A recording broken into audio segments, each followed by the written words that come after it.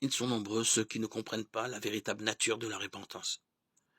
Beaucoup de personnes gémissent sur leurs péchés, se réforment même extérieurement parce qu'elles craignent les conséquences de leurs mauvaises actions. Ce n'est pas là la repentance dans le sens biblique du terme. C'est redouter la souffrance plutôt que le péché lui-même. Telle fut la douleur d'Ésaü quand il vit qu'il avait perdu à tout jamais son droit d'aînesse.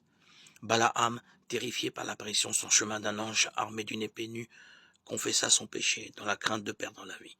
Mais il n'y avait pas en lui de repentance véritable, pas de changement de disposition, pas d'horreur du mal. Judas Iscariote, après avoir trahi son Seigneur, s'écria « J'ai péché en livrant le sang innocent ». Matthieu 27, 4. Cette confession lui était arrachée par le sentiment terrible de sa condamnation et par la perspective redoutable du jugement de Dieu.